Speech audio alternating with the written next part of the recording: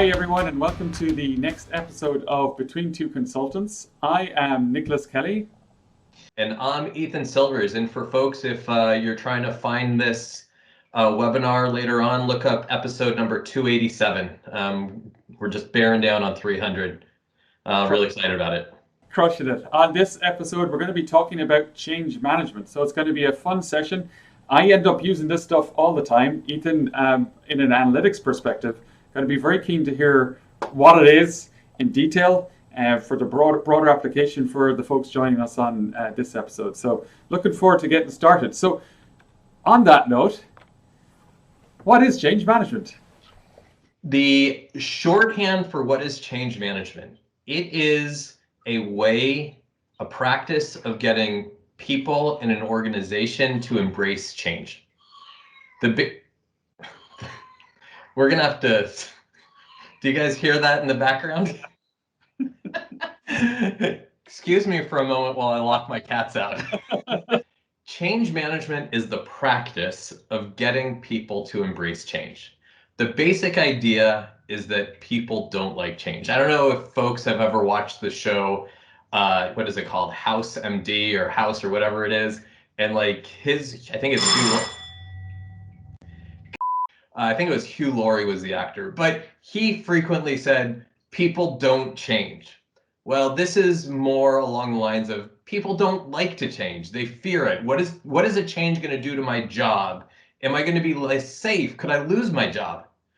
Am I going to be doing something very different? And also, like, how many times do you, whoever is watching this, all, 278,000 of you who are watching this, like it's just hard to remember what to do when something new comes into your life. We get into like a rote position of just like continuing to do the same thing. And this is the idea. How do we get people to embrace it and to actually do it? Love it. When would you actually use change, Ethan? For me, I recall one time where I was speaking at a conference, and halfway through the session, I noticed after the lunchtime that the trash bags were not where they were originally. And it bothered me so much that I had to actually go out and find out what happened. Why were they moved? What was going on? And just that tiny little shift in my environment caused me issues. So when would you be looking for the various triggers out there to use a change management approach? Yeah, it's really good. So I think that, so it's a really good example of the trash. And that's why in my house, I never let my kids move anything anywhere because it just totally throws me for a loop. We have a very, very sterile house. And so when does one use change management? We use it when there is something is new, a new process, a new technology, a new business model. It could be something we're changing our values. It could be with the sales team. Hey, we're changing who we are approaching and how we are approaching them. We're changing our sales targets. One of the biggest ones would be when there's M&A, a merger and acquisition, and like things are changing dramatically. So whenever those sorts of things are happening, that's when folks would think, I really need some change management here. So isn't change management, at least this was my perspective, and I know for a lot of people this is it, but would you consider change management a good communications plan? Nick, that reminds me of a word that my grandfather used to say, hogwash.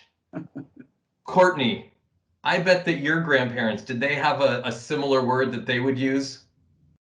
Not quite hogwash. We're going with poppycock on this one. Yeah, either way, hogwash or poppycock. So yes, communications is certainly a very important piece of change management. But you need to do all the work beforehand to actually put together a quality change management plan and a quality communications plan. Without that, you're sort of shooting in the dark. Other things that I would classify under hogwash or Courtney poppycock would be that, well, we're doing training.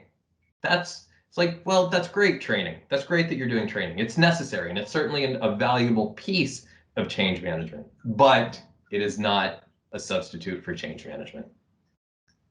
So that's great, Ethan. I definitely fell into that one early in my career. Of course, at this stage of my career, I have perfect clarity on absolutely every methodology out there. Yeah. For those people that don't what are some of the best practices that you would look to apply or look to see in a change management approach?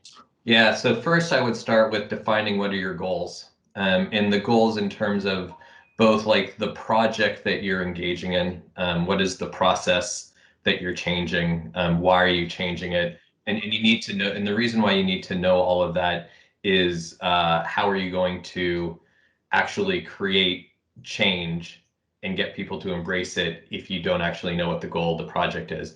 The second thing is be honest and transparent. Talk with people about what's going on, why it's going on, how it's going to impact them. You need to train the teams on what they need to do and how they need to do it. And you need to over communicate.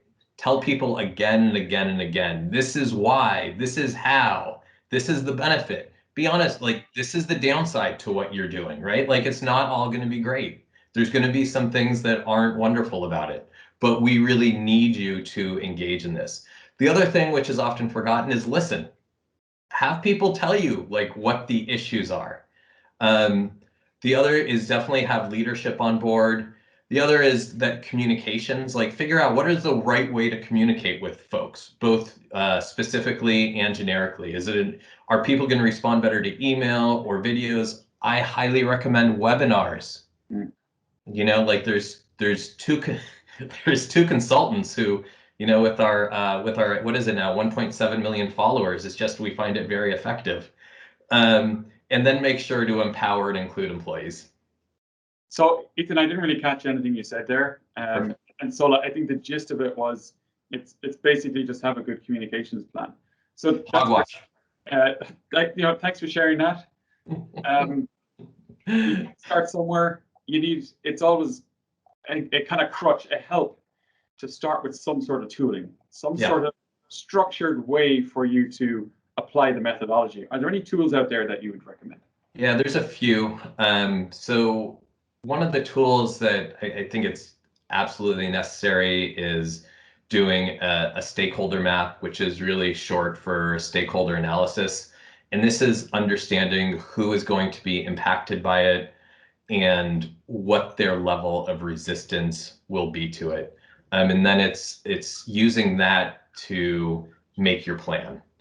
And it can be something like, hey, this person is really going to be an obstacle in us succeeding. How do we, or this team is going to be an obstacle, right? And so if you don't put together that analysis, if you don't put together that analysis in that map, you'll be surprised.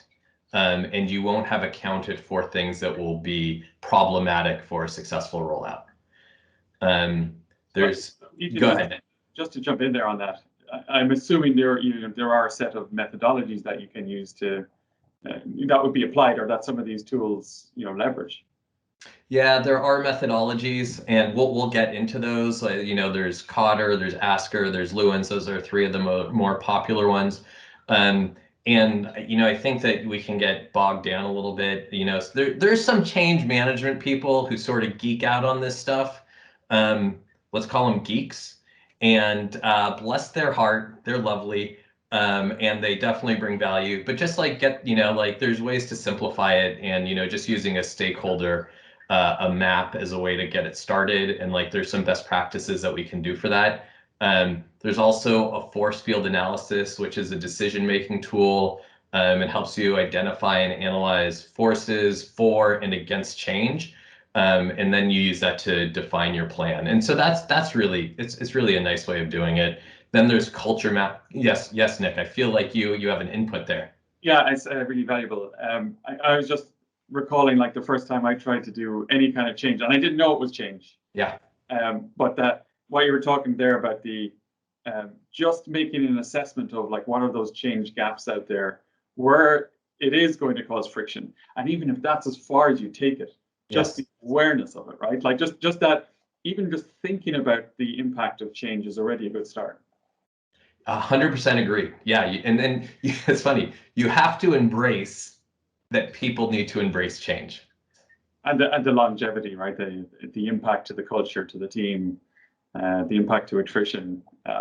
All those things are going to be factors, right? It's a great point, and that's when you get the them versus us mentality of they made us do this. They told us to do that. And then you're like, who is they? who is they that's doing it? And then it's the organization versus the people, rather than it being more of a collaborative and, a feeling of, okay, I understand why we're doing this and the value of it. But since we're talking about some of those areas of friction, like let's say someone looks at this and says, okay, the first thing they say is like, this is a phenomenal video and series. Yep. And the second thing they're probably going to come up with is, okay, I want to start this. I want to apply a little bit of change management here. What are some of the challenges they can expect to encounter? And maybe some ways that they can mediate those challenges. Yeah. And Nick, have you recognized that people are no longer calling it challenges or weaknesses? People now call it opportunities for improvement. That's great, isn't it? It's a great way to give it a little bit of spin and make it a little bit positive. It's awesome. I don't have any weaknesses anymore. I just have areas that I can improve on. It's lovely. I wish my wife would understand that. So for challenges, the number one challenge that you have to, this will fail unless you get leadership on board. Leadership needs to understand the value of this and that they are bought in and that they support it. And then leverage that support. The other is around focus. And I'm just going to mention a few. You have to stay focused on actually doing the change management and implementing it and bringing people along for the ride. It's easy to get bogged down like you're in a technology project. Okay, great, let's get this launched. We're running late. Hurry up. We need to do this. We need to gather requirements, right? Things start to fall off and lose focus. This is one of the things that I would recommend not losing focus on. Then when whatever you're changing is launched, that's not the end of change management. And Nick, you mentioned this before. You don't just stop because you've launched it. Just like after you launch a technology project, you don't just stop, you have bugs and you need to fix those bugs.